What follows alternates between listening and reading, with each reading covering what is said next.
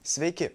Šiandieną naujoje patarimų keliautojams dalyje kalbėsime apie šiek tiek techniškesnį inventorių, tai būtų kelioniniai bei alpinistiniai ledkirčiai. Kai kam gali kilti klausimas, kas konkrečiai yra tas ledkirtis ir kam jis yra naudojamas. Būtent į šiuos klausimus ir pabandysime atsakyti šiandien.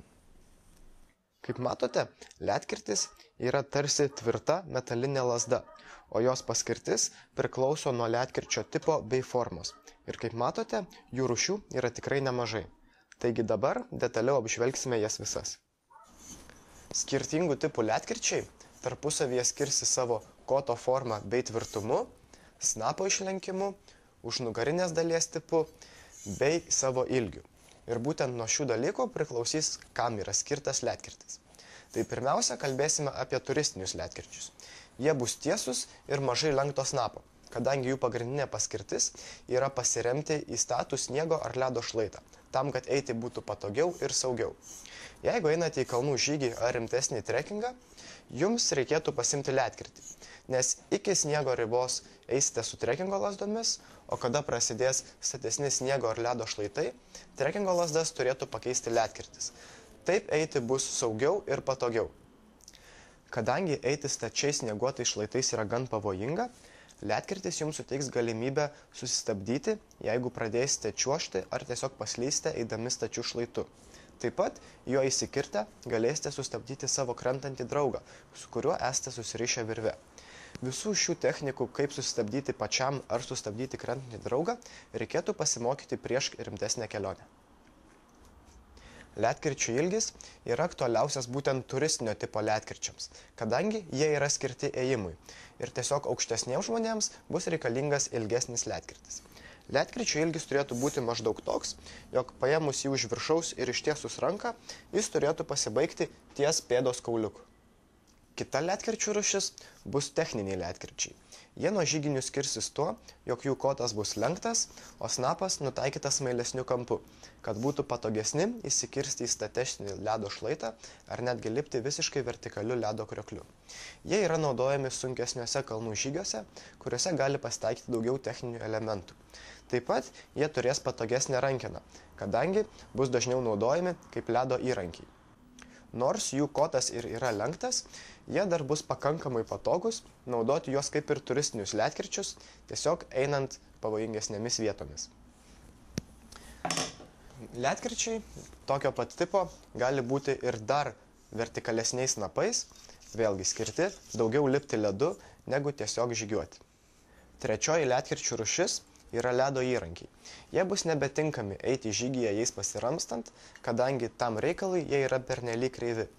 Dėl jų lenkto koto ir itin vertikaliai formuoto snapo, jie bus žymiai patogesni įsikirsti į ledą. Taip pat turės patogią rankeną, už kurios galima tvirtai laikytis ar netgi kabėti. Taigi, kuo ledkirčio kotas yra labiau lenktas ir kuo patogesnė rankena, tuo jis yra labiau pritaikytas lipti vertikaliomis sienomis. Techninių ledkirčių snapas bus žymiai aštriau pagalastas ir turės daugiau dantukų, tam, kad stabiliau įsikirstų į ledą ar tvirčiau įsikiptų į uolą, jeigu įrankis yra tam pritaikytas. Taip pat ledkirčiai yra gaminami iš skirtingų medžiagų. Dažniausiai tai būna skirtingi aliuminio lydiniai. Nuo ledkirčio pagaminimo medžiagos priklauso jo tvirtumas. Ledkirčio tvirtumas yra žymimas raidiniu indeksu, tai yra T arba B raidė. B raidė pažymėti ledkirčiai yra kiek silpnesni, bet taip pat lengvesni. Jų kotas laikys iki 250 kg apkrovą. O T raidelė pažymėtas ledkirtis bus žymiai tvirtesnis ir jo kotas laikys iki 450 kg apkrovas, todėl T raidelė pažymėti ledkirčiai yra tinkami organizuoti saugai. Taip pat daugumos ledo įrankių net ir snapas bus pažymėtas tvirtumo indeksu, kuris dažniausiai bus T, nes jų ir snapas turi būti tvirtesnis, kad lėčiau diltų ir jį reikėtų rečiau keisti. Taip pat ledkirčiai gali būti itin trumpi bei lengvi. Tokie ledkirčiai yra skirti naudoti kelionėse, kurių galbūt gali ir neprisireikti, todėl kuprinėje jie užima mažai vietos ir nesuteikia papildomo svorio. Tačiau, prisireikus, toks ledkirtis atliks visas savo funkcijas pagal savo tipą.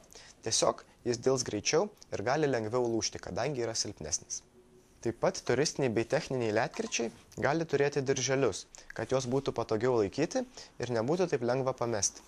Kaip ir minėjau pradžioje, ledkirčiai gali skirti savo užnugarinės dalies tipu. Tai dažniausiai būna kauptuko arba plaktuko formos tipas. Plaktukas yra skirtas įkalti atitinkamiems elementams į uolą, o kauptukas dažniausiai tiesiog prasivalyti sniegu ar ledui reikiamoje vietoje. Taip pat norėčiau paminėti tai, jog dažniausiai ledkirčio naudojimas gretinasi su intensyviais sportais bei ekstremaliomis situacijomis. Todėl yra labai svarbu išlikti saugiems ir įrangą naudoti pagal paskirtį. Taigi, tikiuosi, jog atsakiau bent jau į didžiąją dalį jūsų klausimų apie ledkirčius. O jeigu jų turite daugiau, maloniai kviečiu ateiti pas mus ir mes tikrai juos visus atsakysime. Taigi, linkiu jums sėkmės kelionėse ir likite saugus.